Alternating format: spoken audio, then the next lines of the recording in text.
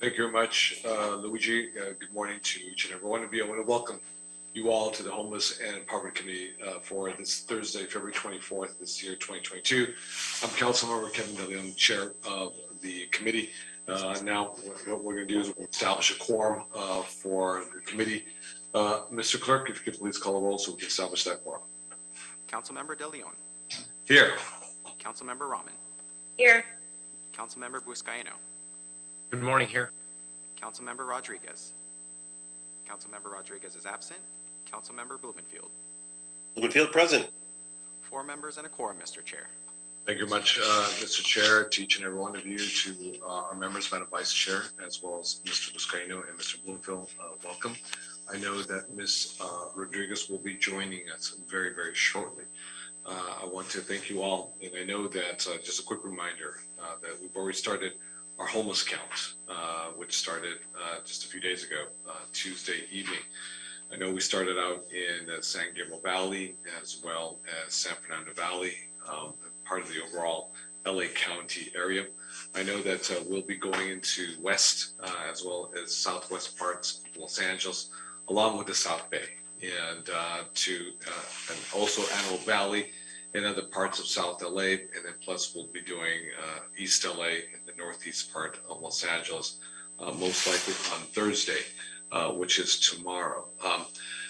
For those who have actually participated in the last 2 evenings, our council members, as well as so many great volunteers, so many great organizations, so many neighborhood residents who really are standing up and demonstrating the leadership that's necessary to get as accurate count as possible so we can draw down on the necessary dollars, both from the federal and state governments, to make sure that we can put a roof over the head of so many deserving Angelenos, as well as provide the wraparound services, an issue that I know Madam Vice Chair and I have spoken about with regards to mental services, that they're provided the services that are absolutely critical to make sure that they can get on the pathway to recovery, to a better life. So this is why it's so critical. And I just want to say to all of our amazing Angelenos out there, from the bottom of my heart, on behalf of this committee, we want to thank each and every one of you for taking the time out of your very busy schedules. We know that in the past few days, especially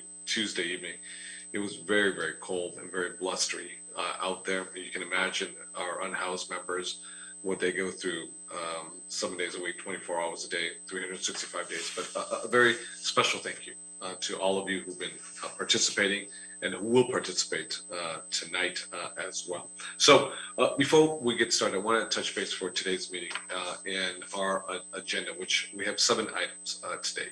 We're going to have a couple of brief presentations and file items number 2 as 3, and we're going to have public comments that will be as well. After that, we're going to do, let's see, we're making the following recommendations for the remaining 5 items that are before us. Item number 1, we're going to move to continue to the next H&P meeting.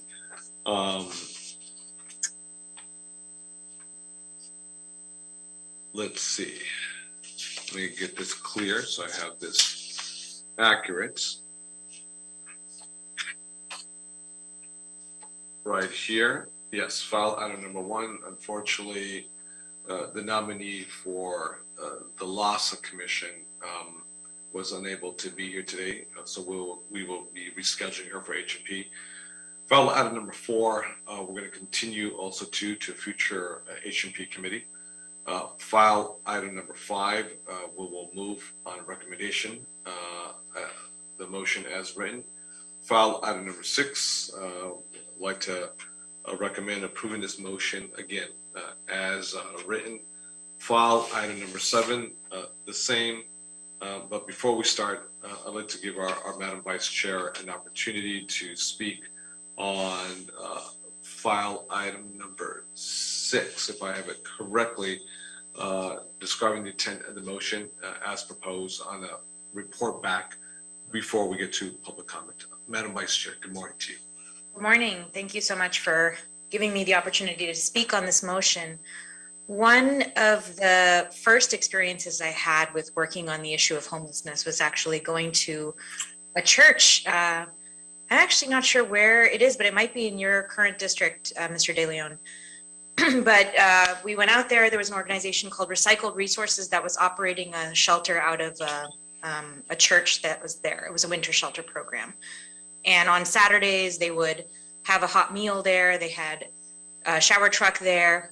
People on Sundays would move all their belongings from the pews where they slept to the top area of the church. There was a second level on the church, and they would move their things there so that the church could actually hold services on Sundays.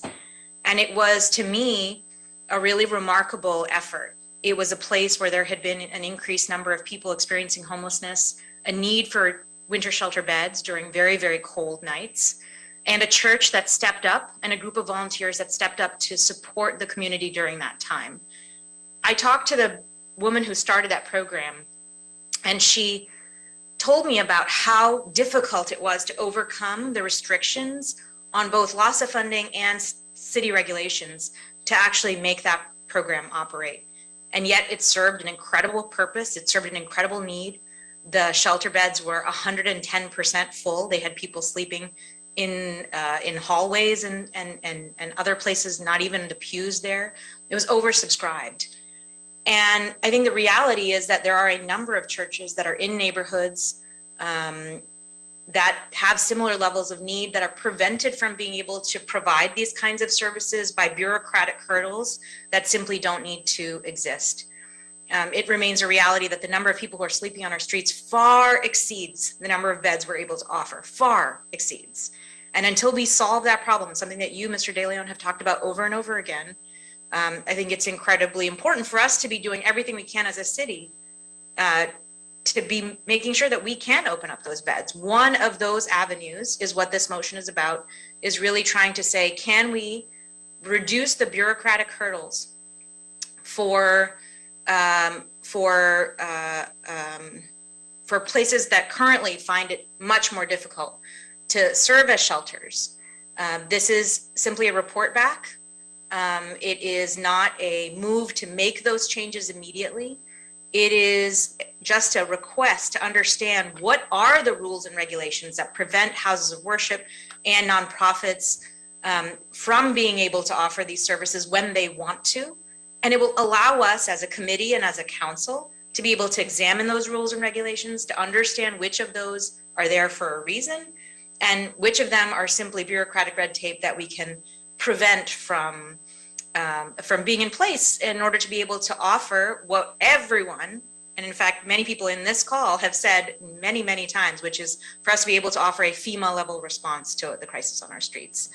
It's not an action that we're taking today to remove these rules and regulations.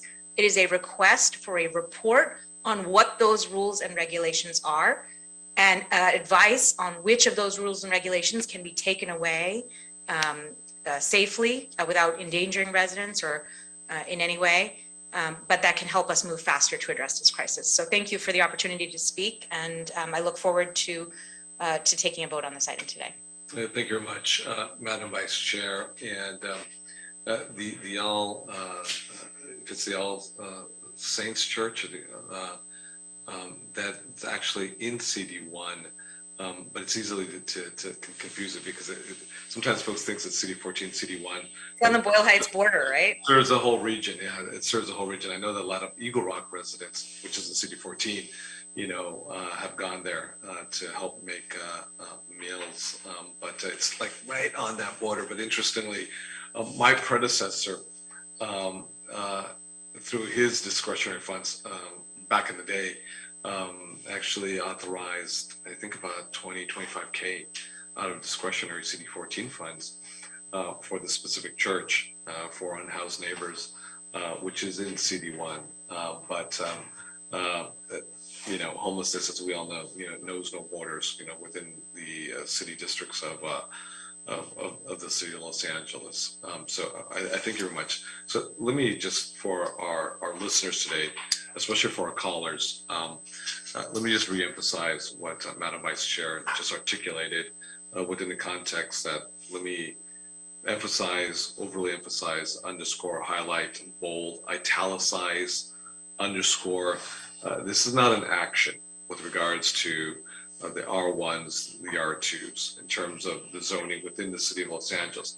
This is, as she just articulated very clearly and elegantly, this is a report back, a feasibility analysis, period. That's all it is.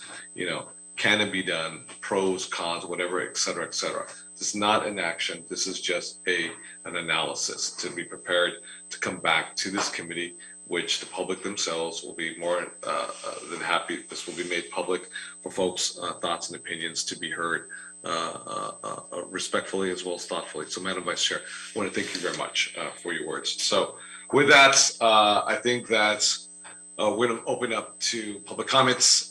We do have our illustrious representative from the City Attorney's Office with us.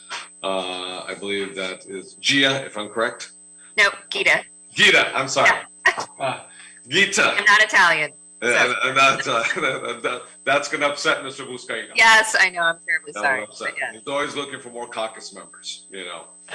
yeah, but I'm more Miss Raman's caucus, I think. There you go. There you That's go. right. That's right. Okay. Gita, if you could be so kind now. Sure. Thank you, Mr. Chair. To the members of the public calling in, when it's your turn to speak, please state your name and which of the agenda items you would like to speak on.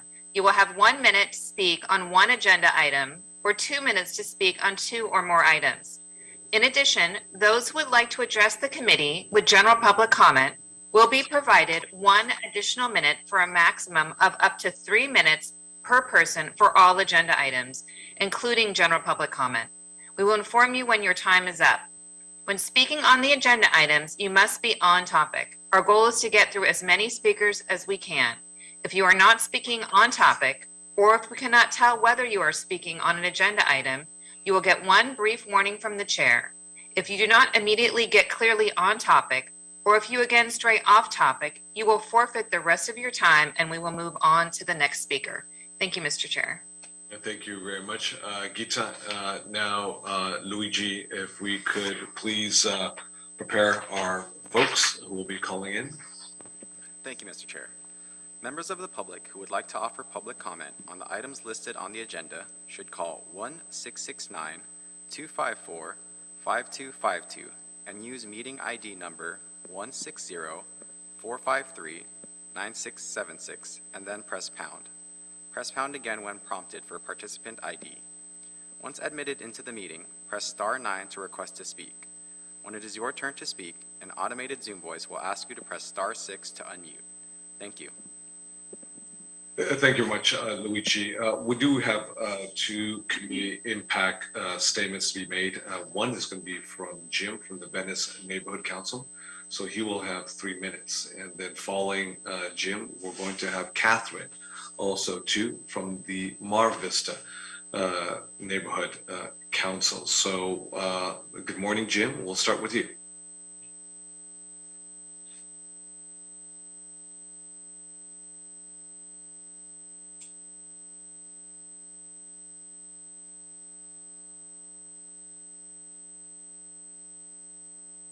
Hi, good morning. My name is Jim Murez. I am president of the Venice Neighborhood Council. Go ahead, speaker. Tuesday night. Can you hear me? Can you hear me? Yes, we Hello, can. hello. Okay. Good morning, yes. The Venice Neighborhood Council, Board of Officers shall submit a community impact statement, opposes the motion CF 22-0158, and specifically opposes any changes to city zoning regulations that would allow homeless shelters to be constructed without regard to otherwise applicable zoning restrictions, local or considerations of impacts on the community. We also oppose any proposal to make temporary or interim homeless shelters permanent without regard to otherwise applicable zoning regulations, location, or consideration of impacts on the community. That's our motion that we passed. It was passed, give you the vote count, sorry. Give me 1 second to scroll down. It was 16-200. I would like to now make a couple of comments of my own. As president, I listened to and feel like I think what I should share with you is the reason why we came up with this motion. First of all, we're very concerned that items that come through the council are not always timed equally. And this item seems to be getting quite a bit of fast tracking. And we have no idea if 45 days means it's going to be at the end of 45 days or some point in time prior to 45 days. One would hope it would be sooner because this is a very important topic and we all are very passionate and feel very strongly that everybody needs help at this point, and we want to make sure that we're participating and doing our part. The other issue that is very clear to us is that the demon is in the detail. And this thing leaves a lot of open detail space that hasn't been defined. And I understand that you're going out to find out what those details are. Let me just make you aware of one that strikes me bluntly in the face. A nonprofit. I belong to a car club. That means that my car club could buy the property next door to me, tear down the building because it allows new construction, build a 4 or 5 story high building, put 50 or 60 beds in there, and claim that it's being created as a shelter. After I get my certificate of occupancy, there's no code in there that says anything about being able to maintain it as that for 50 years in perpetuity or whatever else. It could be turned into some sort of who knows what on day 2. And that is a lot of concern. We have to be thinking about the future and what kind of restrictions and how are we going to deal with this going forward. It has to be compatible with the surrounding neighborhood. And we don't want to create a lot of impacts that would disrupt the quality of life for people. So that's my comment. Thank you for taking the time, and thank you for working on this so diligently. Thank you, Speaker. Thank you very much, Jim. Next, we have Catherine. Catherine from Mar Vista, if I get it correctly, the Neighborhood Council. Good morning, Catherine, and welcome. Good morning, and thank you very much for having this very important meeting and for taking my call. Mine will not repeat what the previous president of the NC stated. I am the chair of the Mar Vista Community Council. We had a similar meeting last night to oppose this motion. Our vote was 11-3-1. The community is very much against this type of motion. All the verbiage is about we have to get religious organizations doing this, but the actual motion itself is unfortunately actionable. I know that it doesn't seem like it, but when you read the motion, there's first 2 points of what you'd like to see happen. The third point is actually to have the city attorney to work out and create the language necessary so the prior 2 points become part of the LAMC, which basically means once the reports are done, you stamp it, you approve it, you move on, it's done. If you want something specifically to address religious organizations, then we request that you remove this motion and you set one up that is defined. This is too broad, this is too big. You could even change the code so that homeless shelters could be at primary and secondary schools. It's quite interesting what would be allowed under this if the zoning is changed. Parks, playgrounds, community centers, which are already public property, is already available to be used for homeless shelters. It also seeks to amend several LAMCs that remove limitations that were put in place when those sections were amended in 2017 to deal with the need to address the shelter crisis at the time. In particular, LAMC 12.80 relates to city-owned and leased property.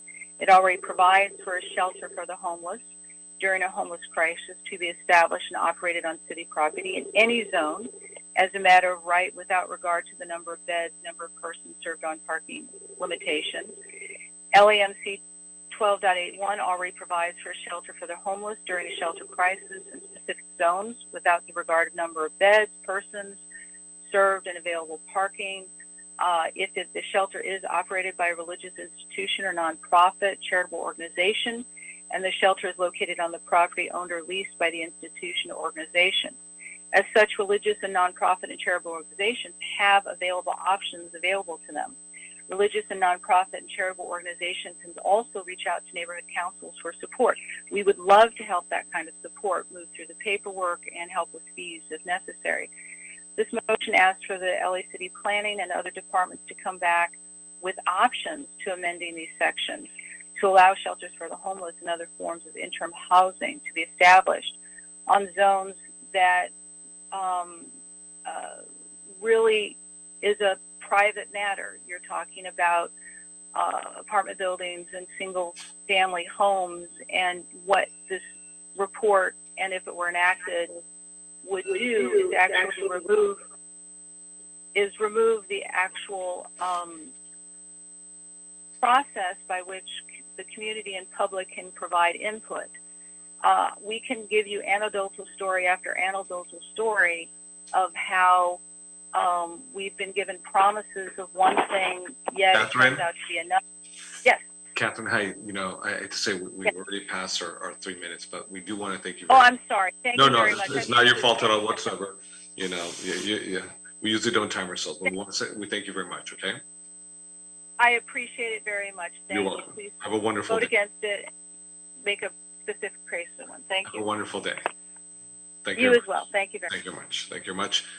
Now, colleagues, as well to the public, we're going to continue now with our callers who will be calling in. Sarah, why don't we start with our first call?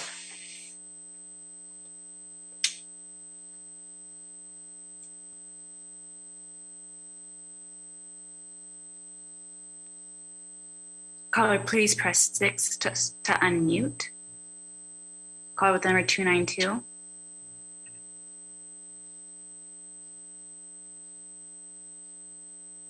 Okay, we're going to move on to the next caller.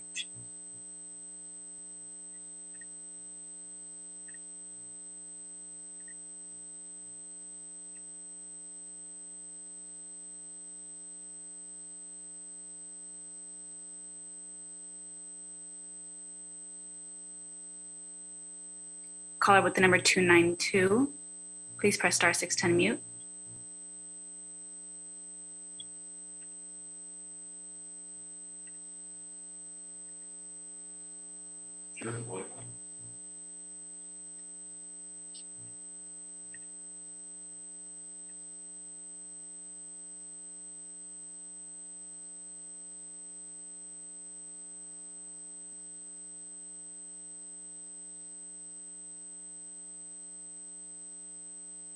Caller with the number 818342, please press star 6 to unmute.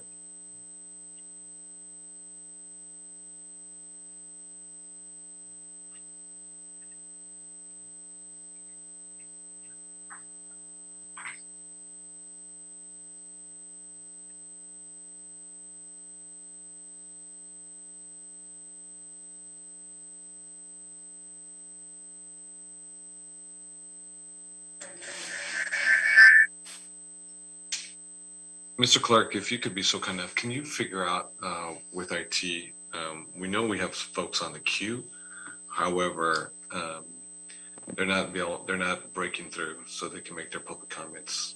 Yes, Mr. Brown, reach out. Yeah, let's take just a quick sec, colleagues, so we can allow our clerk to figure out what may be going on technologically wise.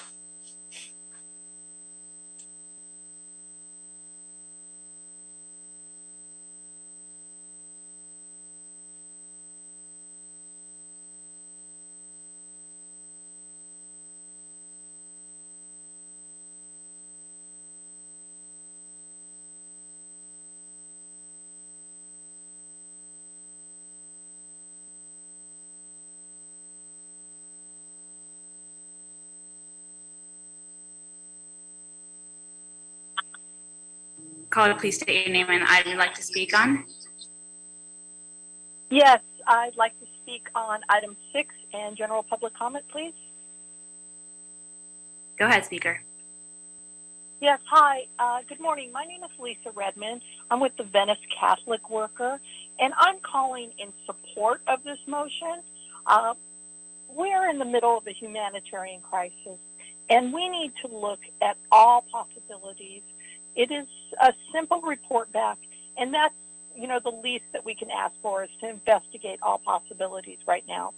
As was mentioned about how cold it is right now for the house people doing the annual homeless count, it's embarrassing that it is so cold, and especially here on the west side, there is not a single winter shelter available anywhere, nowhere close, and it is so cold. And we all know that 505 people a day die on the streets. How many of those people are going to die of exposure over the last few nights and tonight? We need to look at every possibility that we can, and I would urge you to support this. I'll move into general public comment. I'm embarrassed that my neighbors, the city, the neighborhood council I live in, and work in Mar Vista, that everyone is so upset and racing to fight against the motions and all possibilities. Everyone complains that the city is failing and not doing their job, but yet block every possibility when there is an opportunity to investigate more options. And churches, and as a Christian and as a Catholic worker, we have to take advantage and use our faith if we want to help. And if Mr. Muris's car club wants to build a shelter next door in land they purchased, we should investigate that possibility too. So I urge you to please pass this motion to the full council. Thank you. Thank you, Speaker.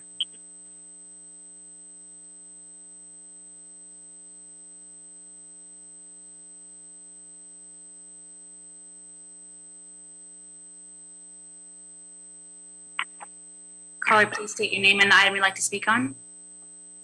Good morning, respectful council members, and honorary council member Rahman and council member Blumenfield. I am your constituent, and I am very grateful for all that you're doing for the homelessness, and you're being so compassionate and caring to address this homelessness issue.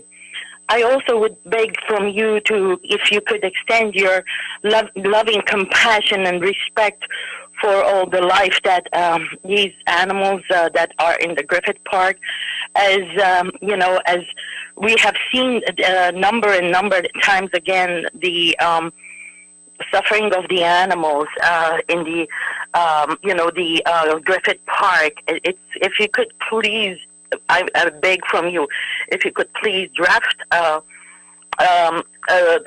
thing to I'm sorry, I got something stuck in my throat at the moment.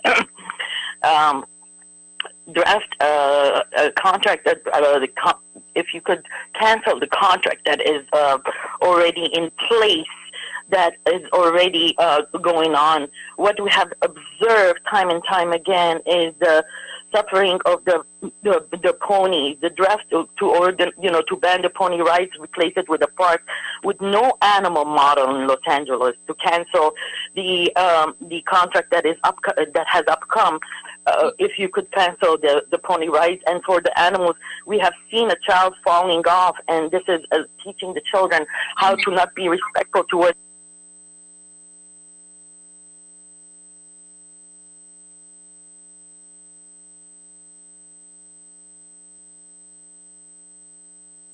Caller, please Yes, state your name and morning. item.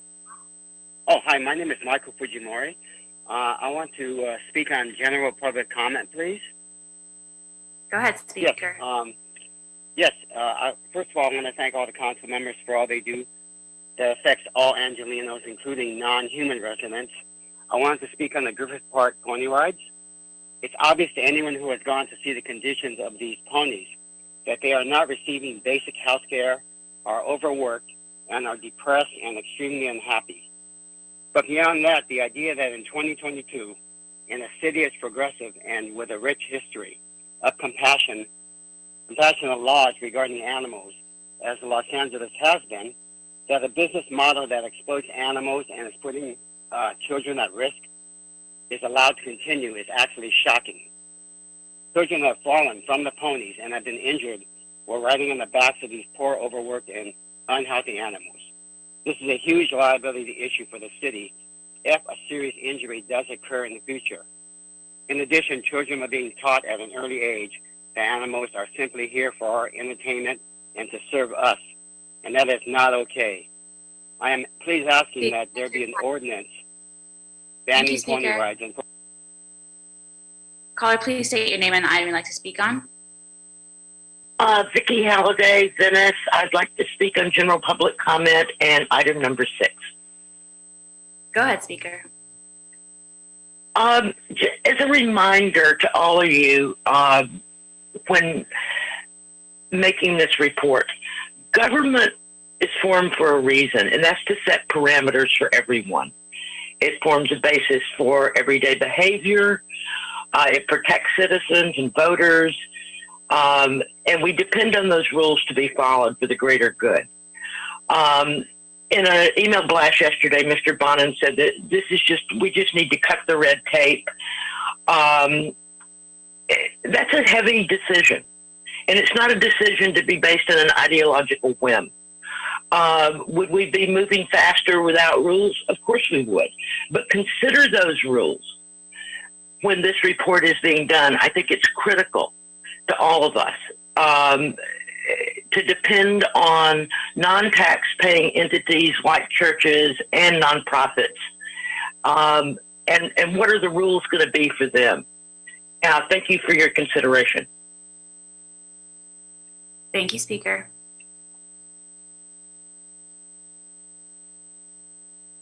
Caller, please state your name and the item you'd like to speak on. Hi, my name is Sam Hirsch, General Public Comments, and I want to thank all the council members for all that they do for us who live in the city. And the thing I want to talk about today is regarding the Griffith Park Pony Ride concession. In these times of increasing tension, division, and polarization, we feel that it is important to distinguish between those that choose to live a life of narcissism, self-dealing, skepticism, conspiracy, and those who choose a higher path, who have a moral compass that does not only point to themselves, rather whose actions and decisions are driven and guided by a higher, more just cause. That is, what is good for the environment, society, as well as all living beings. I cite the 20-page article that Mr. Weeks or his supporter, a so-called member of, quote, Protect the Harvest, posted in this publication titled Griffith Park Pony Rides Threatened. Animal extremists want to say, whoa. In this, Mr. Weeks falsifies reality. Caller, please state your name and the item you'd like to speak on. Good morning. My name is Michelle Bisnoff. I'm here for general public comment and number 6. Go ahead, speaker. Good morning. I'm here representing the Brentwood San Vicente Chamber of Commerce and the Brentwood Housing and Environmental Coalition.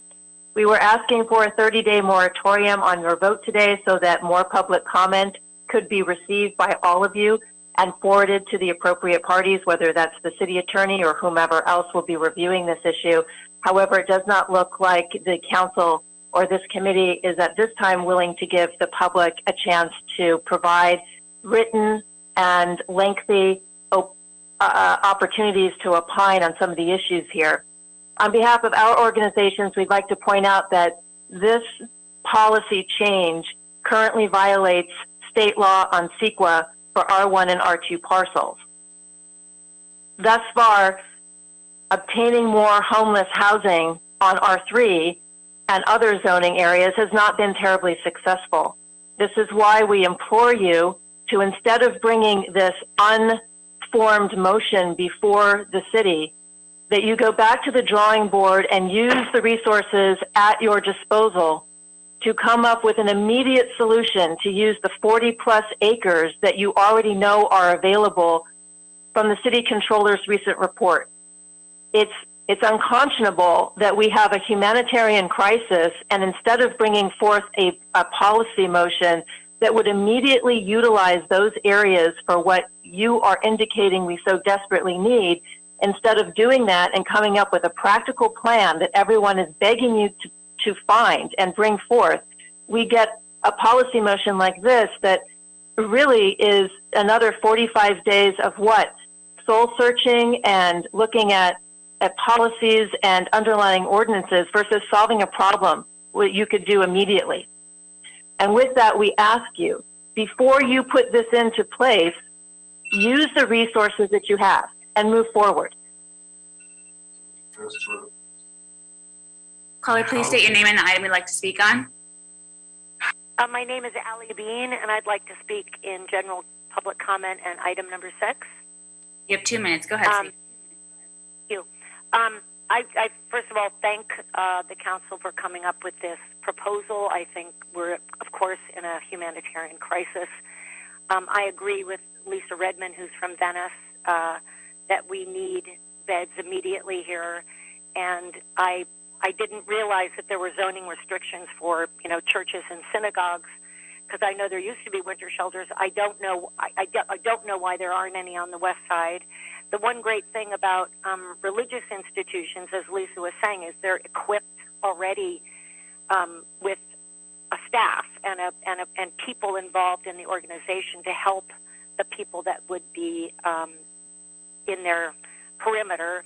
My worry about the motion, just as it's going forward into discussion, is that that by saying that certain places would be made permanent, I think is a big red flag for people in Venice. We're having a lot of problems with our bridge home. As I think everybody knows, there were 7 ODs last month. The supervision has not been well executed. We really need to focus, I think, on who's going to be supervising the shelters, what services will be offered there to help people really get on their feet and get jobs and get up, out of, we have a huge drug crisis in Venice with fentanyl in an open air market on the boardwalk. So I would love the motion to focus on institutions being open to people, but I think the details have to be really worked out in terms of the zoning and the permanent element. Thank you. Thank you, Speaker.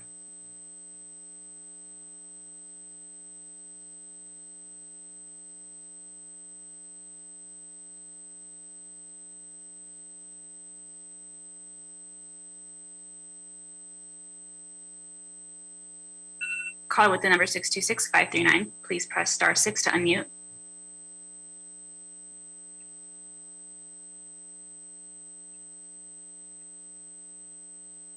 Moving on.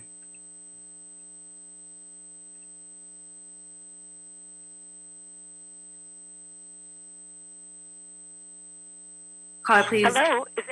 Yes, please say your name and the item you'd like to speak. This is Allie Bean. Did I not just speak already? Thank you, Allie. Hello?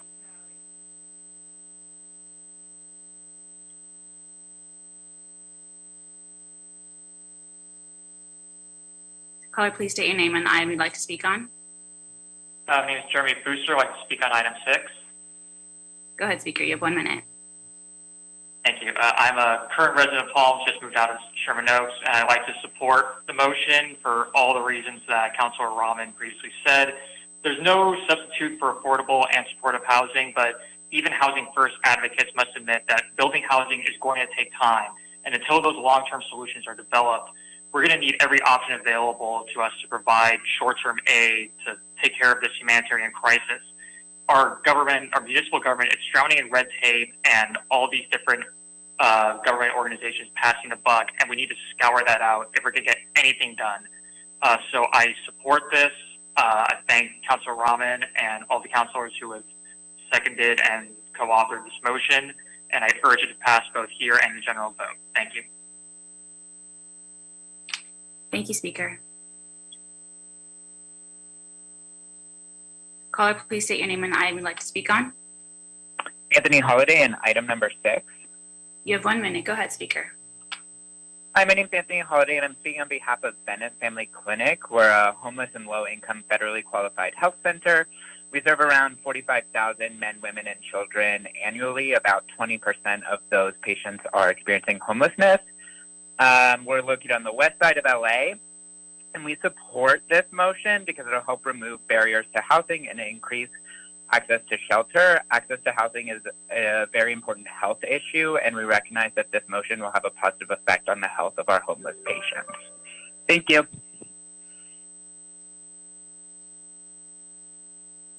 Thank you, Speaker.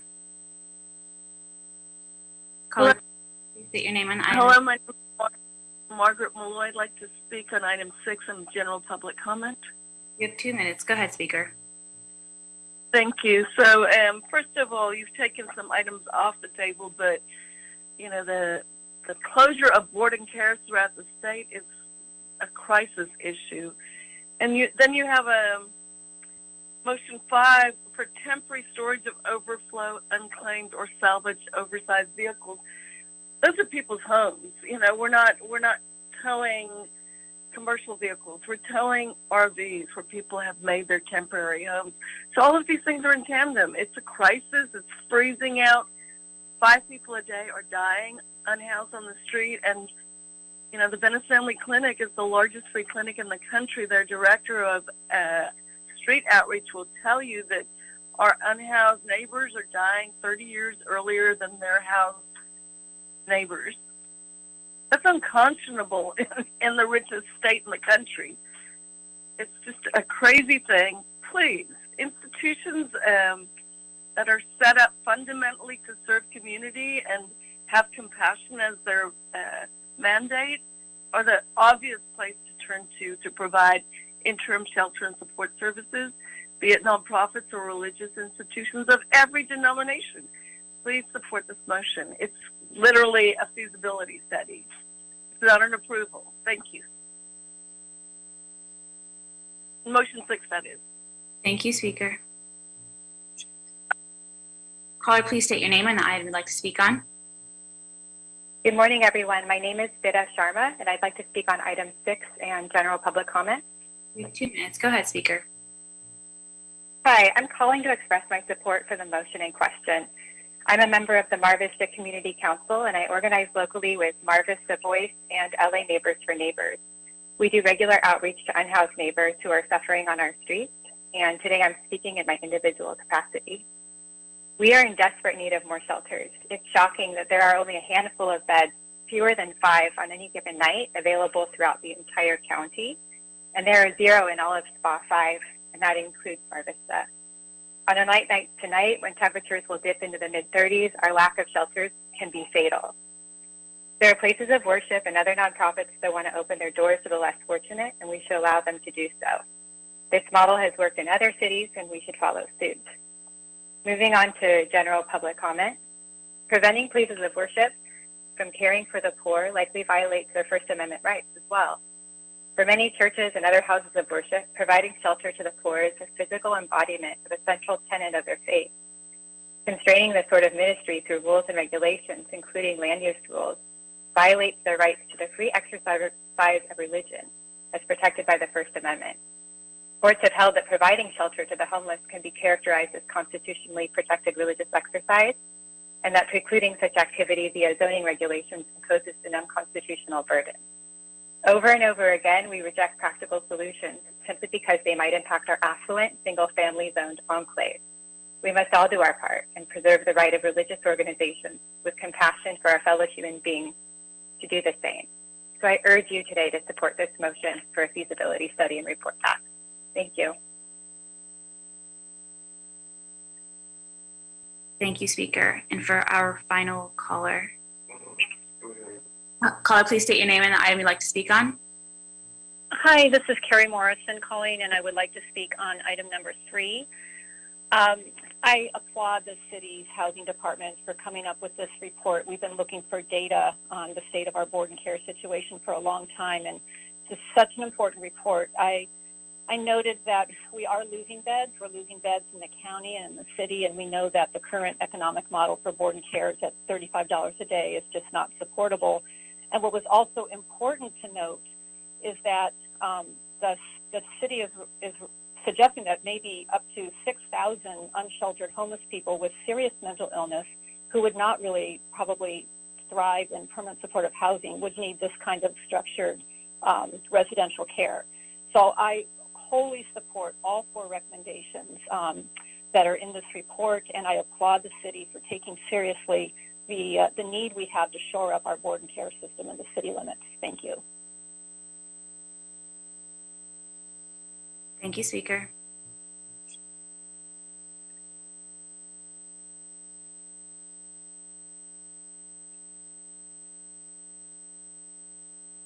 Trying to get a few more through the queue.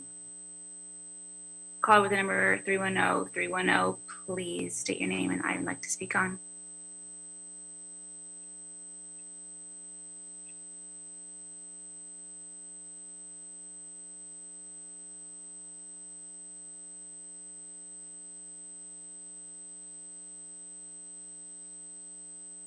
Caller, please state your name and the item you'd like to speak on. Elvia Sedano, general public comment. Good morning, and I just want to say that pony rides are cruel. Look at the abuse that they have to endure. They are neglected, overworked, and in need of medical attention. They have suffered enough during the whole time going untreated because they cannot speak up for themselves. Imagine having a toothache and not having medical care, or having a sore on your back and having people pressing on it and not being, to speak up for help. That is why we are here to plead this does not continue. We have been conditioned to exploit and mistreat animals, and it's not okay. Rules and regulations are being ignored by Mr. Weeks. This is not acceptable, especially with his equestrian background. Mr. Weeks cannot be trusted.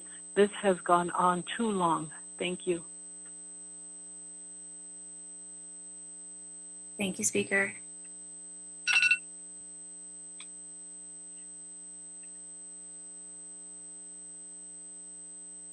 Caller, please state your name and item you'd like to speak on.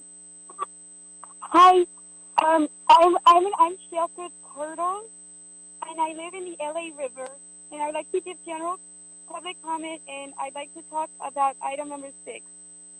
You have 2 minutes. Go ahead, Speaker. Thank you. Ever since the LA sanitation, they took my shell. My life has been pretty scary. Losing your shell, if you don't know, it takes 35 years off your life expectancy.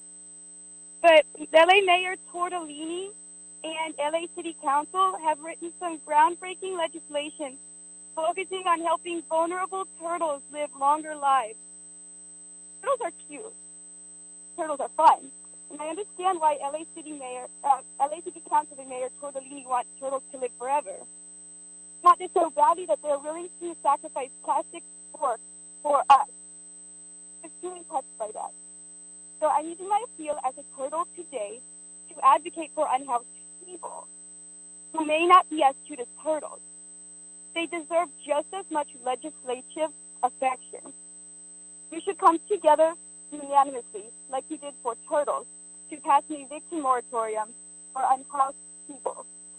I would also like to say about the ponies that they should be stably housed.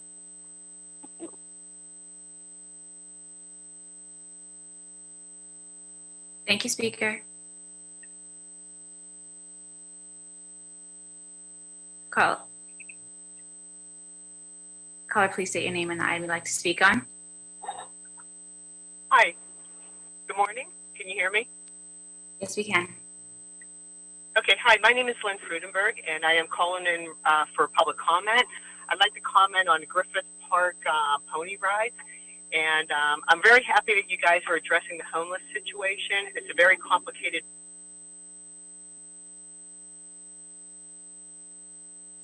The pony.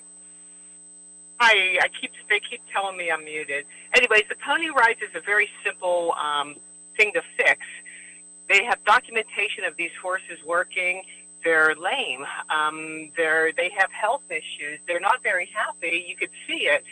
There's one in particular by the name of Sputs. It's an older pony.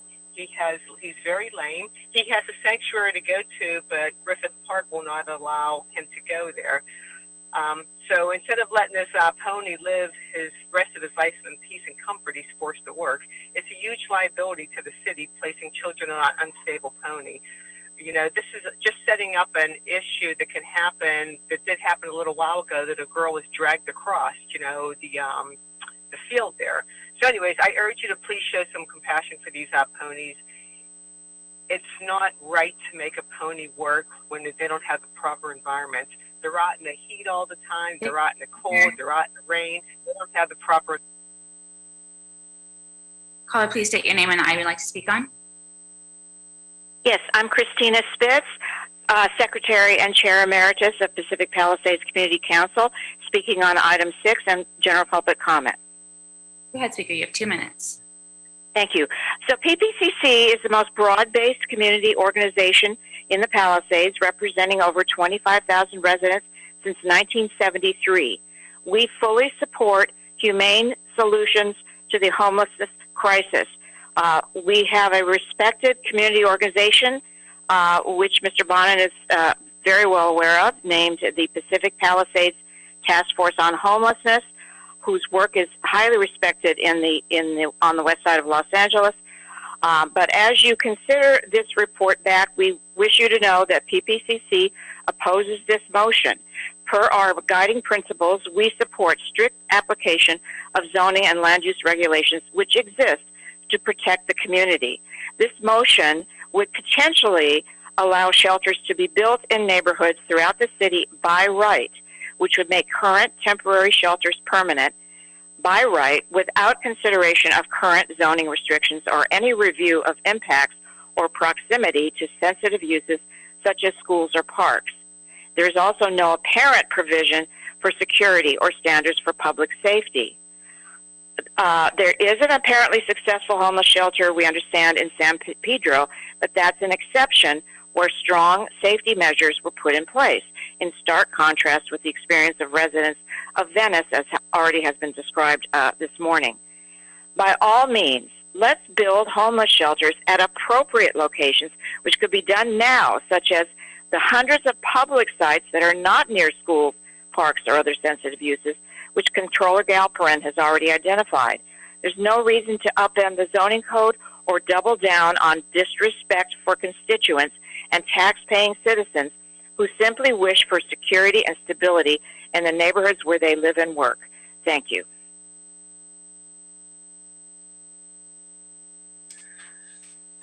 Okay, colleagues, that concludes the number of callers that we have in today. We're going to have to move on with this agenda. Interestingly, we had an overload of individuals calling about the pony rides at Griffith Park. That is not germane to this specific committee, but there's another committee that deals with rec and parks. So It's in my district. Pony rides. It's in your district, there you go. Yeah. Maybe perhaps, trying to leave no stone unturned, I guess right there. But it's, this is a democratic process, and obviously with regards to general comments, more than happy to listen to each and every one of you as you make your calls on issues that you feel that are very important to you all. Just one thing too is I think that, for Madam Vice Chair, Nithya Raman and Mr. Buscaino and Mr. Blumenfeld, and obviously in absentia, Ms. Rodriguez, and just the council as a whole, no matter how controversial, how polemic, how polarizing an issue may be, whatever the topic, whatever the file item, I think that when council members are asking for what they call part of the city hall vernacular here is report backs, they're just asking for studies, feasibility. And I think it's important that any member on any given issue, again, irrespective of how controversial it may be to some folks, to be able to get that information back unimpeded, so then obviously people have the opportunity to have information, data points, what's good or bad, whether it strengthens one's argument for or against an issue, including the author, whoever that individual may be, when the public has the right to engage with their council members through private meetings, either in the district or in City Hall, or through this process of making phone calls. It's important, just overall, that members are able to receive the information from the respective departments on the feasibility on this or that. I can understand wholeheartedly how folks may want to disrupt, block, oppose immediately any issue, period, that they feel strongly about. It is what it is, but members should have the opportunity to just get simple information that comes back. Simple as that. So that's what's really important, that all members get the information that they have requested. That's just part of the process as a legislator.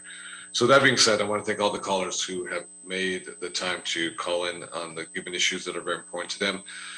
Committee members, as I mentioned a few moments ago, I'm making the following recommendations. One is item call item number 1.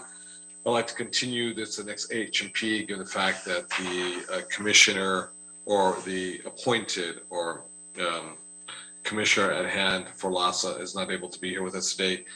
File item number 4, I'd like to continue to a future H&P meeting. File item number 5, we recommend approving the motion as written.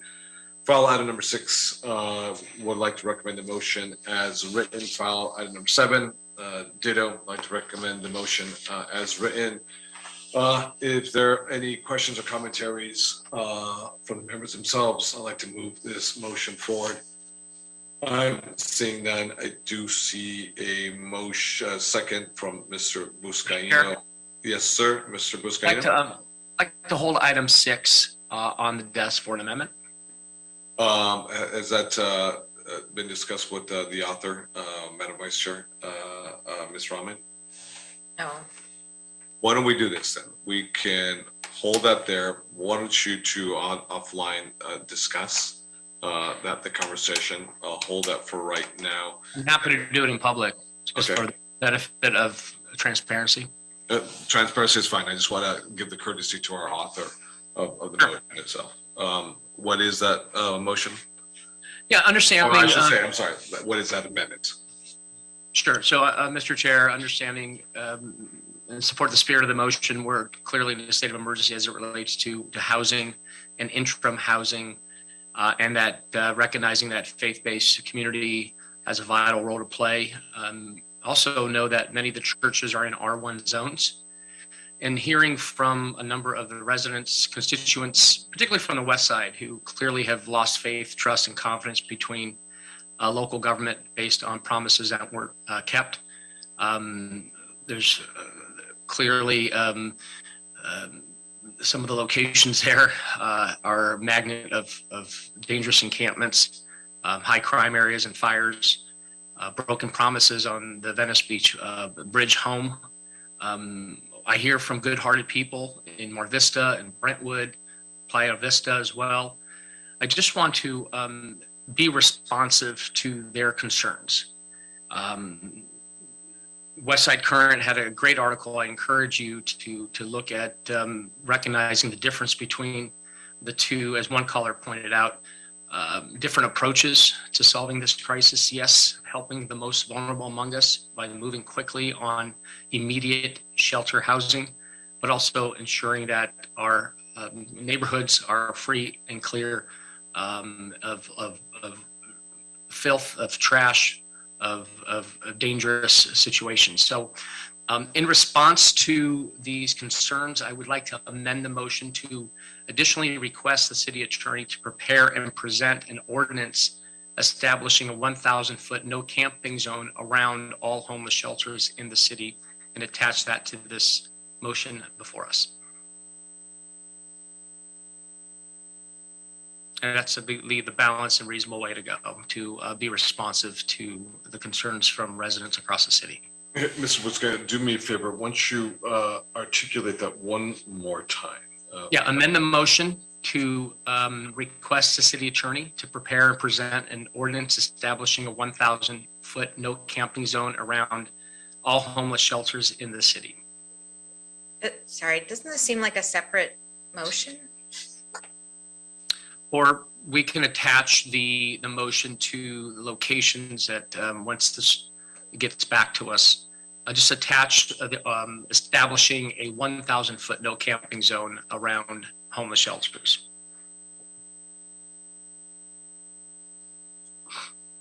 Okay, I know this is a process that doesn't require a yay or a nay from the original maker of the motion with regards to file item number 6. Do we have a second? Just want to attach some safety measures to this motion in response to the concerns from residents. And understand your points. Do we have a second? Are we taking up this item for discussion? Is that what we're doing? No, we're actually taking this item up for vote.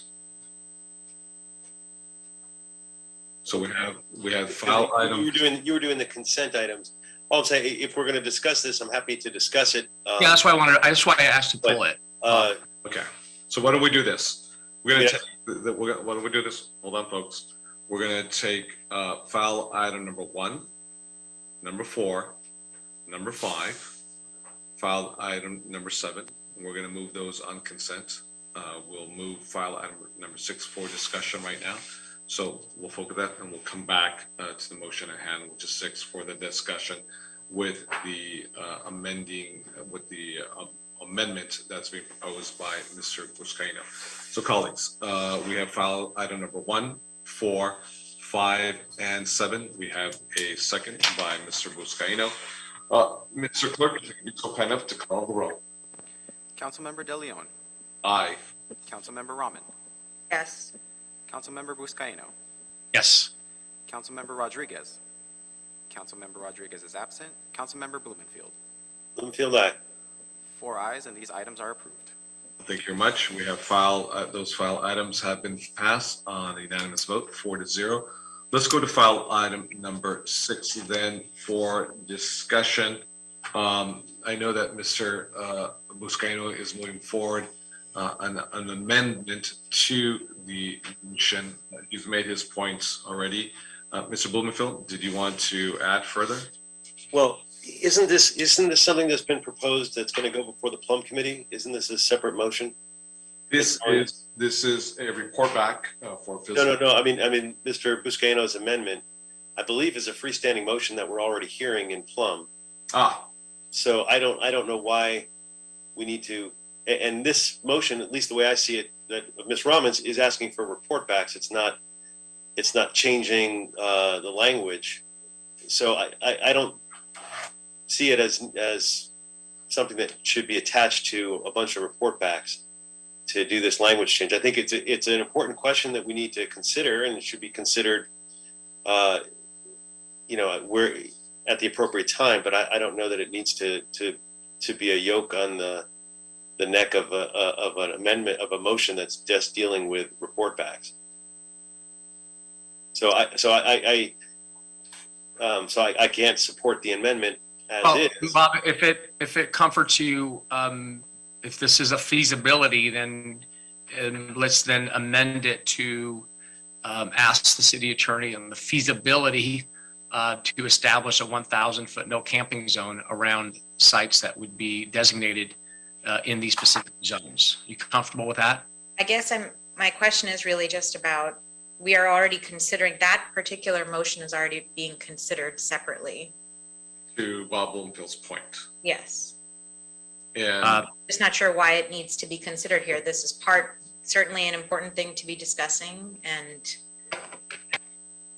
comfortable with continuing those discussions as they're proceeding through the council.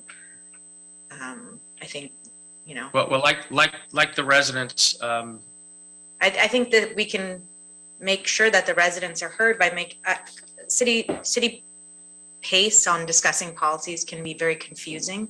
And so I think one way to provide some reassurance to the residents that are calling in is to share with them the file number for the other discussion that's happening. I don't know, Mr. Blumenfield, if you have the council file number for that.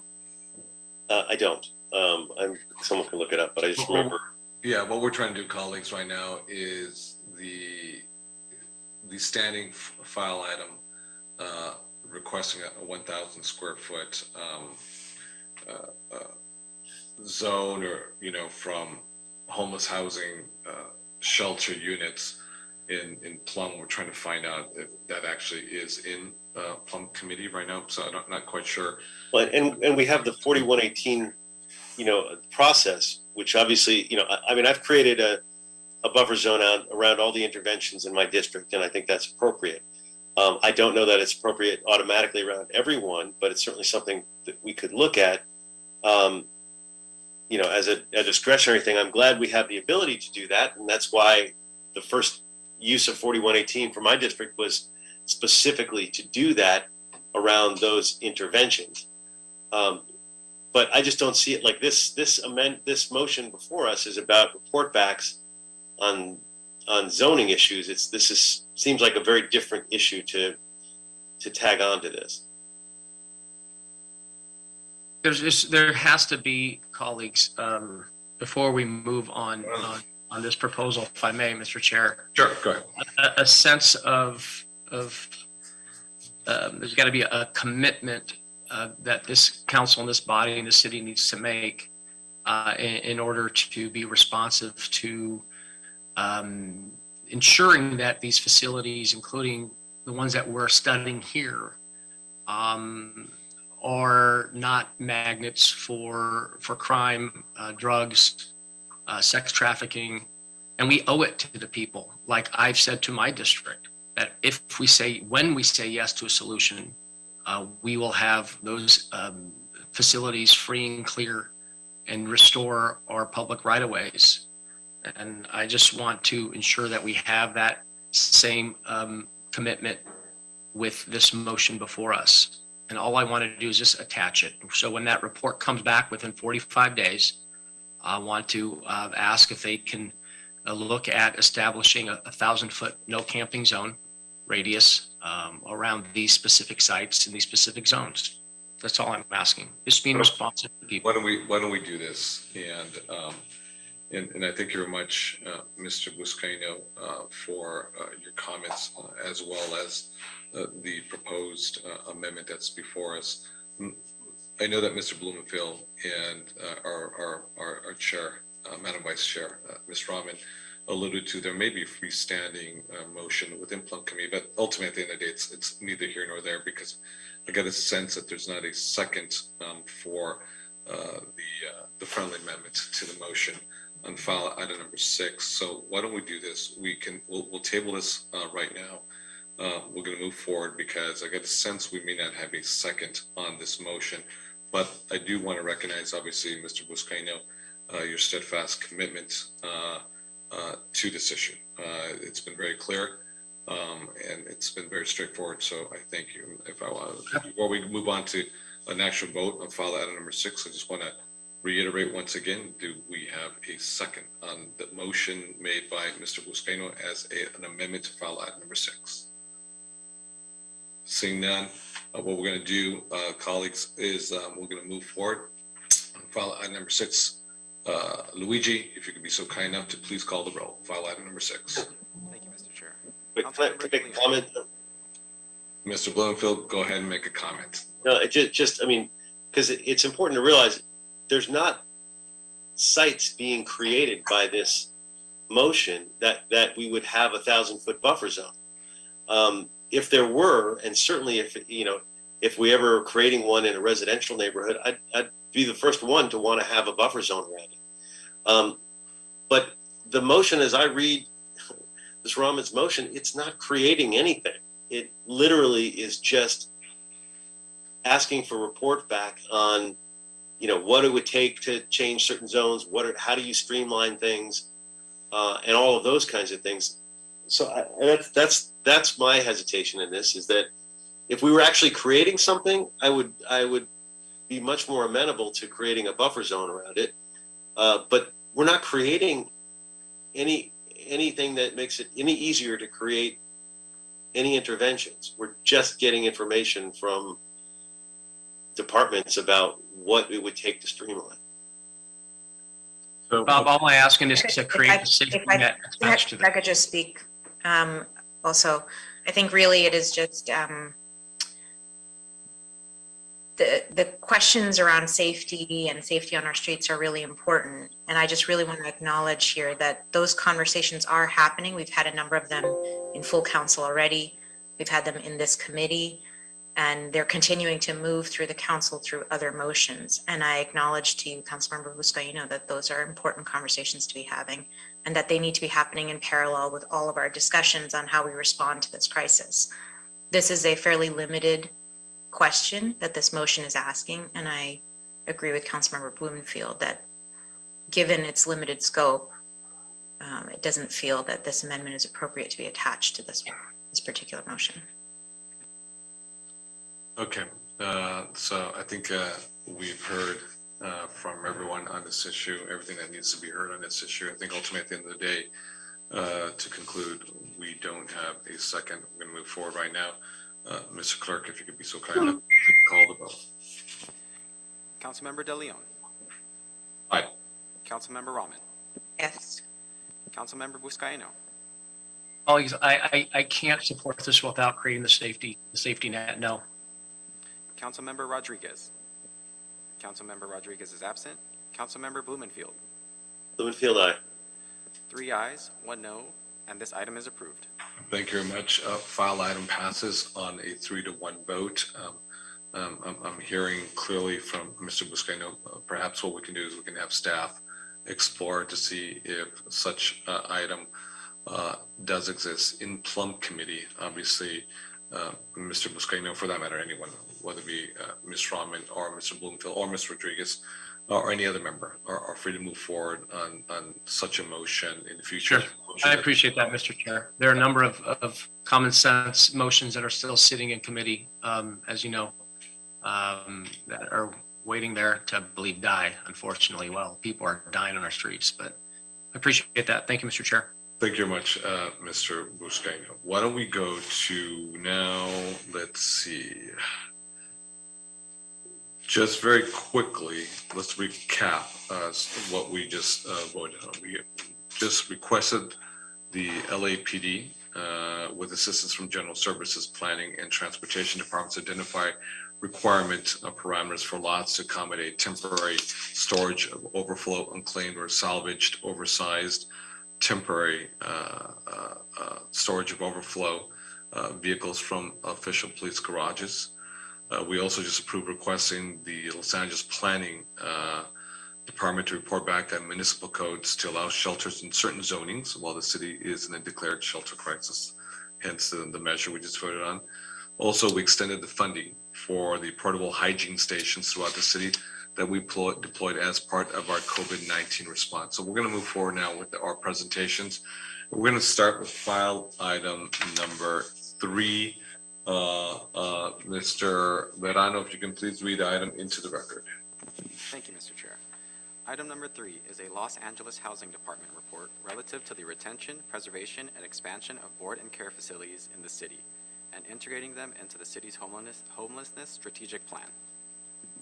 Thank you very much, Mr. Verano. This is about board and care and the addiction beds and the mental health beds that we need, and we're understaffed or we have a huge shortage for these beds that we need most desperately. So I know that we have representation from the LA Housing Authority that is no other than Ansel. And welcome, and please proceed with your report. Welcome. Thank you, Mr. Chair. Some time ago, in 2019 and in 2020, there were 2 separate motions from the council asking that we look at ways that the city can support the continued preservation and expansion of what's called board and care homes, specifically adult residential facilities for the elderly and, adult residential facilities and residential care facilities for the elderly. So those, the first can house people with mental illness and physical needs, with help with the activities of daily living, and the others are specific to elderly people. Most of these, there's thousands around the city, but our report focused on those that receive funding primarily from Medi-Cal payments from the residents that serve very low-income people. And we looked at, there's 180 facilities in the city of Los Angeles providing 6,700 beds. And we've been losing them at the rate of about 300 beds per year, primarily because the reimbursement rate from Medi-Cal is limited to $35.47 a day.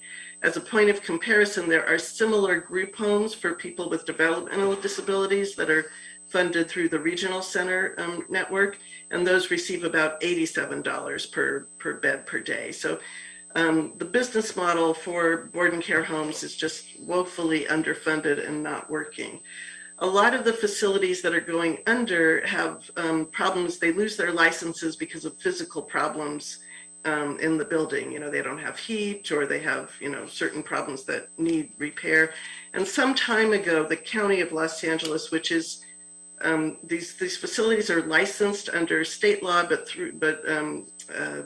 funded with state funding through the county, and the county is responsible for continuing to make sure that when they refer people to them, that they are licensed and in good shape.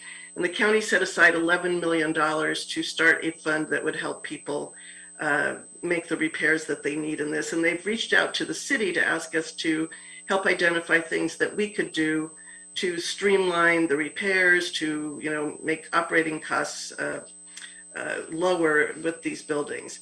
We hired a consultant, Lisa Codmer, who had been working with the county on a scan of all the county facilities. And Lisa looked at the ones that were in the city and provided the list and the map and the report that is attached to this transmittal. And she also sought out the opinions of a group of experts working on board and care homes about what the city could do. And they identified a number of good areas where we could expand provisions in our ordinances that already give benefits to the smallest board and care homes, like 6 beds and under. And we could expand to larger ones where we already provide either fee waivers or certain licensing waivers that make it easier to place them and retain them. So the recommendations that we're putting before you are basically to ask the housing department, in partnership with the CAO and the CLA, to work on a pilot program that would take the recommendations in here, identify the ones that are the low-hanging fruit with the biggest impact, and see what we would need to do to implement those. For instance, you know, changing the business license tax for these facilities, or changing some of the fees in building and safety or city planning. And look at that and return within, you know, a year after we've been working on that pilot to identify whether there's a bigger role for the city, or if the city is basically an advocacy partner with the county to work on things at the state level that would increase the funding and make these facilities more sustainable. So I'm going to pause and let you ask any questions. But we are basically at this point just asking for direction to have one of our staff people who heads the unit that works with LASA and on homelessness policy, work on this with the departments of building and safety, city planning, Department of Finance, and the CAO and the CLA, along with our partners in the county. Thank you very much, Ann. And I'll start off, and then members will follow if they want to. With the recommendations you made in the report, I'm glad to see that we as a city with the housing department are taking the lead and are seeing how we can assist the state and county, you know, streamline the opening of the new facilities and maintain the current stock of beds for those in need. My question is, for the facilities in the city, do we know how many are actually in danger of actually this closing, you know, in the next year? Our partners at the county know which ones have troubles in their latest licensing inspections, which is usually the biggest indicator. So we do know that, but we don't know we are only sort of estimating at the ones that are in financial difficulty. As long as they've been able to keep the facility in good enough shape to continue to get their license renewed, it doesn't show up whether they are, you know, struggling financially and thinking of selling and not being a board and care anymore. Because that'd be the worst case scenario. Obviously, we need more and not less, given that our unhoused community, we have so many different cohorts or groupings, not all are the same. And obviously, for the board and care, it's more specialized. Those of very high acuity who really need this type of roof over the head with the services that are critical given their circumstances. I'm going to turn it over to my colleagues at the committee right now. I do see Mr. Buscaino, his hand that is up. Mr. Buscaino, do you have a question or commentary? I'm good, Mr. Chair. Thank you. Thank you very much, Mr. Buscaino. Madam Chair, Ms. Rahman or Mr. Blumenfield? Nothing except I was glad to see this report. The board and care issue has been, I think, something that a lot of people have been very concerned about for quite a while. And I'm glad that we're looking at, even though it's not our money that's funding the daily rates, that we're looking at ways in which we can take away some of the city's fee. So look forward to us taking action on this report. Mr. Chair, I think we could potentially also ensure that we are advocating with our state and county partners to ensure that issues around reimbursement rates are also speedily addressed. Thank you very much, Madam Vice Chair. Mr. Bloomfield, I see you. Yes, I see. Sure. Just to add, I mean, this board and care issue is, I don't have a lot of questions, but it's so extremely important. It is inextricably linked to our homeless situation. When folks don't have the board and cares, they end up on our streets. They end up costing us much, much more, not just the humanity cost, but the hard dollar costs of when someone spirals. So yeah, it's a bank shot for us to some extent, but it is directly impacting us. It's also reflective of this bigger issue of alignment when it comes to homelessness and a lot of these issues, is that a lot of times, you know, the problems and solutions and beneficiaries of solutions don't align. So it costs us a lot of money when they're not doing their job on the board and care stuff, but they don't necessarily see the benefits of that. And we see the benefits of that in terms of our costs. And part of the challenge of dealing with such a regional issue that doesn't fit neatly into one jurisdiction of government or location is this problem of alignment. And I think on the board and care, it's a solid example of that alignment problem. But you know, great that we're getting the reports and the information, and I appreciate the hard work, Sewell, that you and everyone else is doing on this. So thank you. Could I ask one more question? I believe you're muted, Mr. Chair. Thank you very much. I got very comfortable there. Making my comments, you know, thank you, Luigi, for that. Madam Vice Chair. Yeah, I just had one question, Anne, which is, are there opportunities for the city to look at board and cares that are struggling?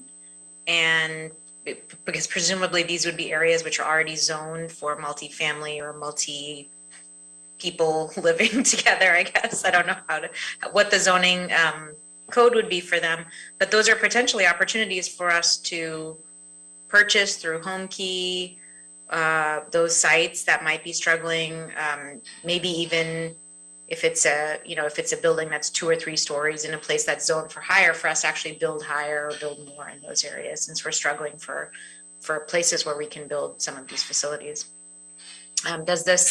Did you get a sense that we have the information to be able to target some of the struggling facilities in that way?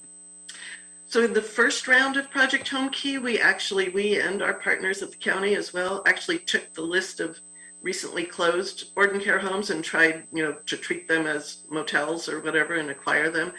We were not successful in getting anybody who wanted to sell. A lot of times the board and care model on the single family homes, people, they buy their house when they're younger, they become a board and care, they, have people they take care of. And when they get older, their kids don't necessarily want to continue the business, they want to retire. It's essentially their home. And so they decide to, sell it or move or just go out of business. and those six packs, as they're called, with 6 people in them in a 4-bedroom house, say, are probably among the most vulnerable. And then there's facilities all the way as big as 50 or so beds. The state actually has a separate program that is out in an RFP now, I believe, out of Mark Galley's department, that is sort of Project Home Key for board and care homes, where the funds flow through the departments of health, and the county's looking at that. So, giving them opportunities to get money to rehab or expand those homes. And is that something that the city should also be taking action on? Because I know for Home Key, County and the city are working together. Definitely. The county's asked us to be part of their task force that will work on that, but they clearly, you have to be a health department to apply. Got it. Okay, thank you. Thank you very much, Madam Vice Chair. I'm seeing no other commentaries or questions from the members right now. Mr. I was just going to sort of add to what Mr. Blumenfield was saying a few moments ago, that without the board and care, which plays such a huge role, especially with our high acuity unhoused neighbors living on the streets today, and the reality is we have an open air asylum on our city streets, and that's why they play such a huge critical role. And thank you very much for the report back. Appreciate your time. Not seeing any other questions or commentaries from the members, and one of the oddest things I get about local government in this process, I guess we have to have a vote on a report back, which is a very odd and peculiar thing, and such a waste of time, but we're going to do it nonetheless. I do have a motion from Mr. Buscaino. Thank you very much. Or second, I should say. Mr. Clerk, please call the roll. Thank you, Mr. Chair. Councilmember De Leon. Aye. Councilmember Rahman. Yes. Councilmember Buscaino. Yes. Councilmember Rodriguez. Councilmember Rodriguez is absent. Councilmember Blumenfield. Blumenfield, aye. 4 ayes, and this item is approved. Thank you very much. This flows on a unanimous vote, 4-0. Thank you very much, Shannon. We really appreciate you. We're going to go to the last file item that's before us. That's file item number 2, and this is a Joe Buscaino special, from last week, where he had some follow-up questions from last week. So, Mr. Verano, Luigi, if you could be so kind enough to read them into the record. Item number 2 is a verbal update from the Los Angeles Homeless Services Authority and the City Administrative Officer relative to an update on Strategy 4.7 of the Enhanced Comprehensive Homeless Strategy First Quarterly Performance Report for fiscal year 2021-2022.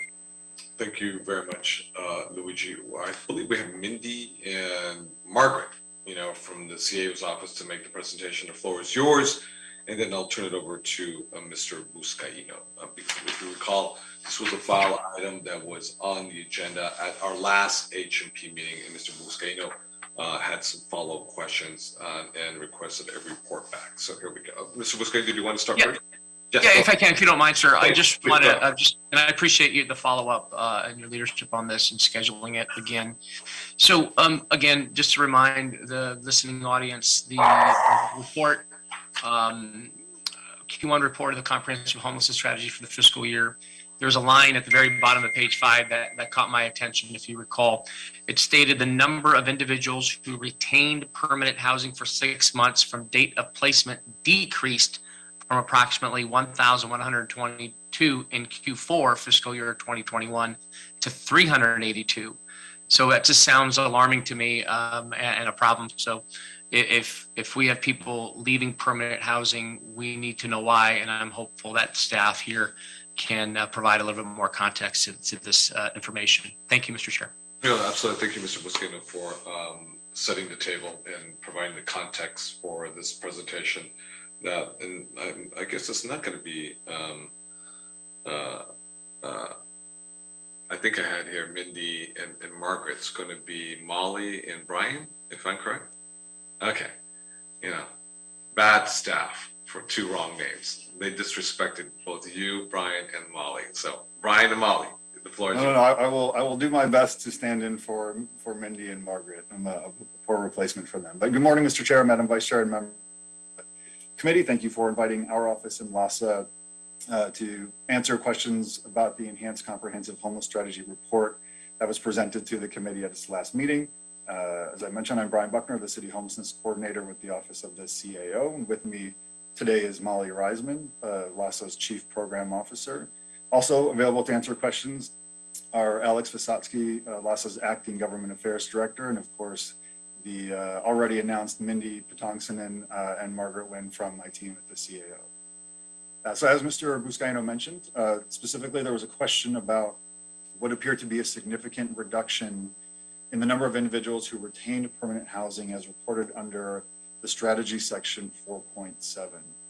Strategy 4.7 aims to expand rapid rehousing efforts through strengthening coordination with LASA and the county, developing policies to support innovative approaches and practices, increasing capacity to serve homeless persons and households, and enhancing access to rapid rehousing services.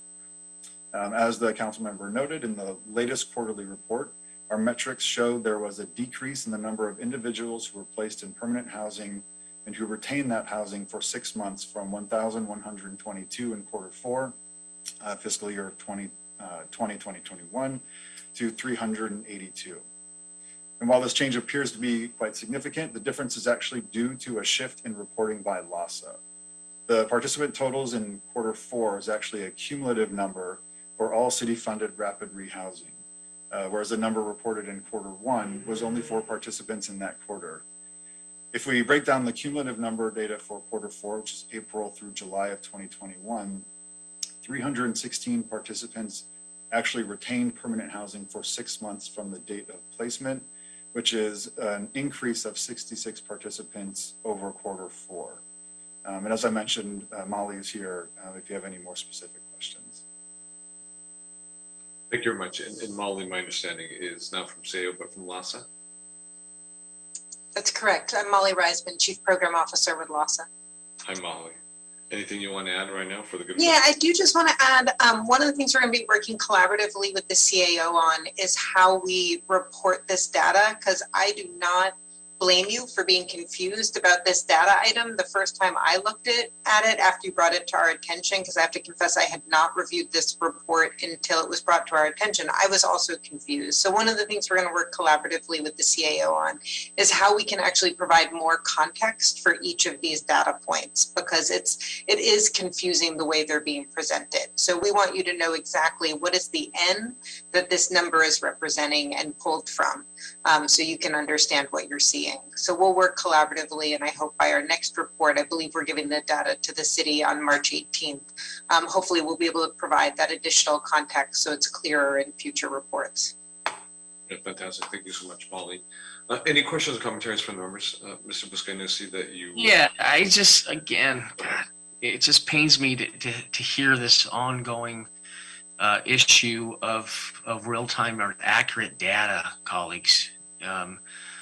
We've seen this ongoing problem, particularly in bed occupancy rates, for example. It's like I never understood why Expedia and Travelocity can maintain an accurate count of available hotel beds across the world, but yet LASA can't get it.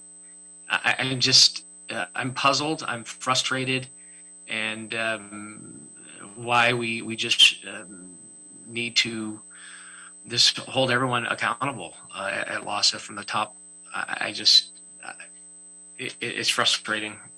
I know we can submit motions after motions on real-time data on people being confused while 1,300 people are dying on our streets every year.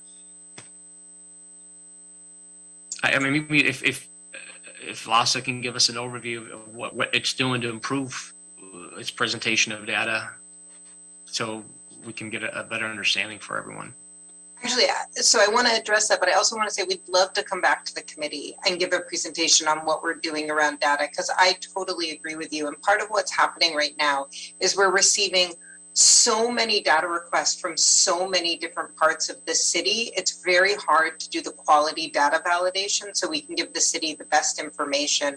What we really want is for the city to agree on a set of system metrics that we could all agree these are the right metrics to measure ourselves against so that we could give you quality data. Because part of what happens right now is if we have to report 1,000 data points to the city every month, some of those are going to be like the one you saw, which was not, the context wasn't there, and it was very confusing. And what we'd like to get is a streamlined set of metrics that we all agree, yes, these are the right metrics. And we have been, as part of our, we all have to apply to the state for HAP 3 funding, and that does ask us to set system metrics. So we've been working really closely with UCLA and the California Policy Lab to establish really high quality system metrics to measure our system against. So we would love to come back to the committee and share some of that work we've been doing, because we think that we have good data. It's really about how we analyze and present it so that it's extraordinarily clear how our system's performing. Years and years of having data issues at LASA. I appreciate you, Molly, and I'm sure it's just above of your level as well. It's just got to be, and there's technology out there. I've been talking to Peter years ago in my office, Heidi. It's very unfortunate and irresponsible that we still can't get this data right. That's why I feel that we got to cut ties with LASA and begin the divorce papers now. It's embarrassing. Thank you. You have a good lawyer, Mr. Buscaino, for that divorce? Do we have a second on the divorcing of LASA? No, sorry. No, that motion also is sitting in committee somewhere for the record. Okay. I was going to say, if you have a good divorce lawyer for the LASA.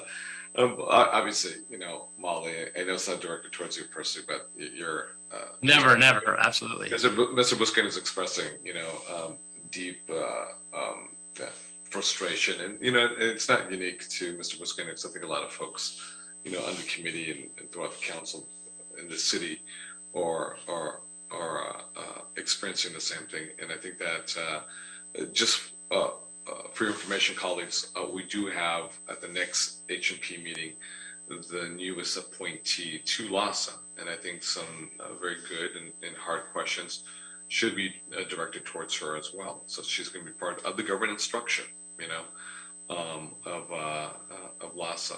Mr. Blumenfield, straight out of the valley. Yeah, just building on the points Mr. Buscaino mentioned about data, and Molly, I appreciate the work that you're doing. We've talked a lot about metrics and what's this metric and what's that metric. I just wish, it was more like an open data thing. Just throw it all out there, warts and all, and then let everyone else pick through the data and put it together. We went through this whole process with open data in the city years ago, and I remember standing there before the department saying, "Oh, we can't put this data on that's not properly curated and this and that."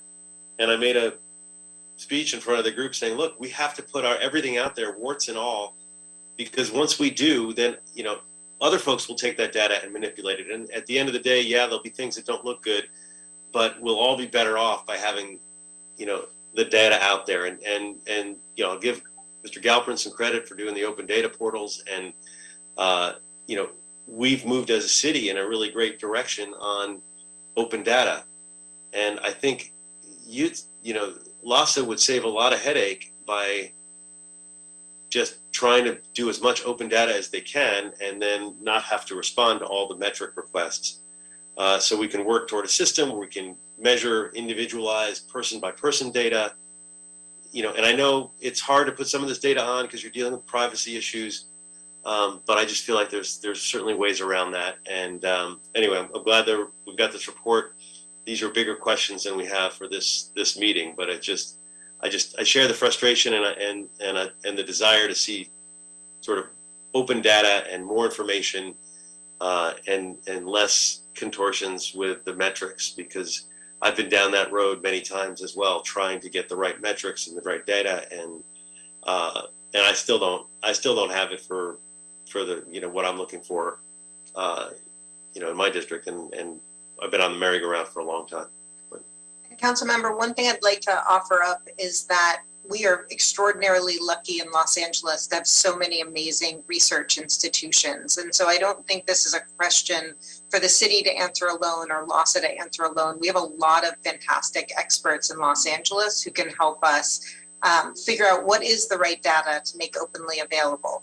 What should that look like? How should that be prefaced? What kind of context do we need people to understand? So I understand your frustration and just want to say I think we have a lot of community experts we can call on to help us with this question.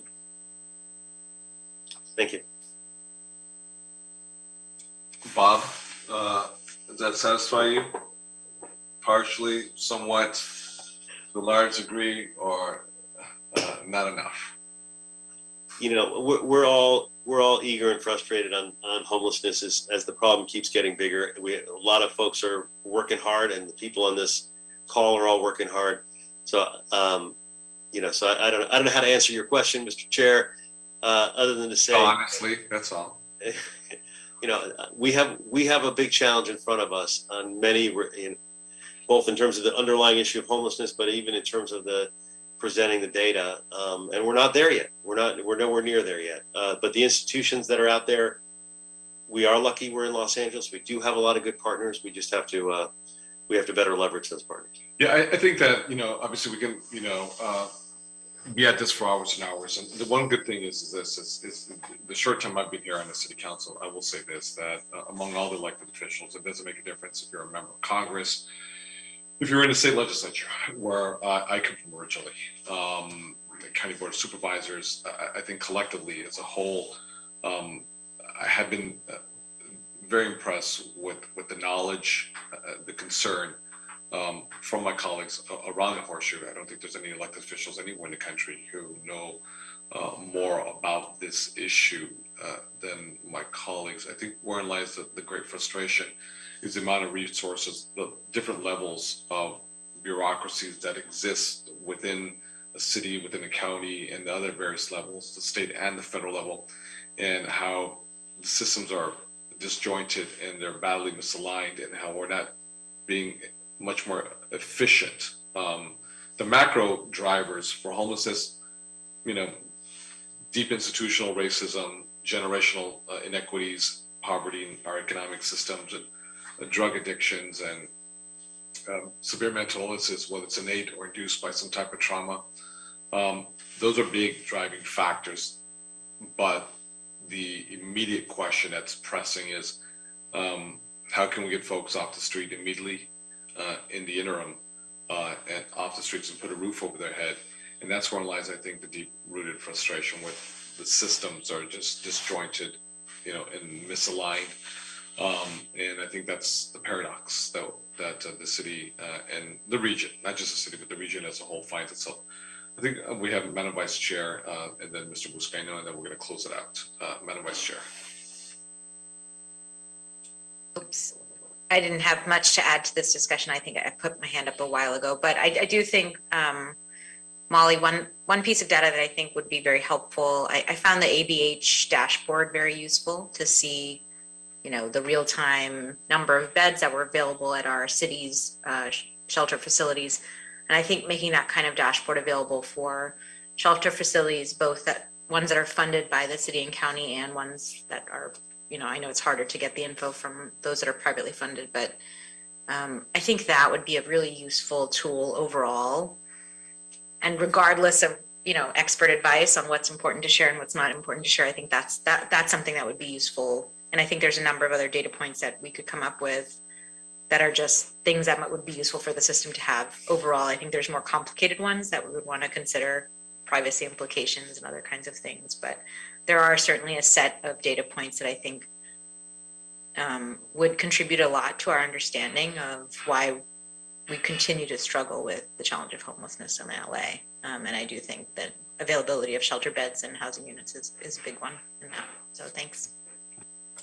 Thank you very much, Madam Vice Chair. Mr. Buscaino, Totally agree with you, Mr. originator of this motion that is before us today. I'll land it here, and I appreciate the comments, and I agree with you. In my affiliation with National League of Cities, I have colleagues in Houston who've pointed me in their data collection and their amazing, incredible website, homelessdata.com.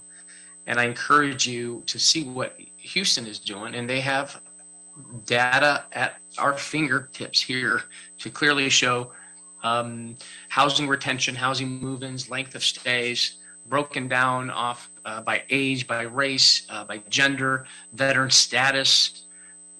Why can't we have this information here? Income sources, the average income. The public deserves this information, but who knows who deserves this more are the people who are the most vulnerable on our streets. So there are resources that are available to us and software that's available to us. I just can't understand why LAHSA still can't get it. Mr. Chair. And if I could, Councilmember, Mr. Chair, I just wanted to say we would love to come back because we have been investing quite a bit in our data. And we'd love to come back and share what we've been doing, including an amazing consultant from Houston who helps us with our strategic planning. Yeah, we know it works elsewhere. We can do it here. Thank you much, Mr. Mosqueda, as well as colleagues. Obviously, this verbal report doesn't require an action in terms of a vote. So both Molly and Brian, thank you very much from both the CAO and LAHSA.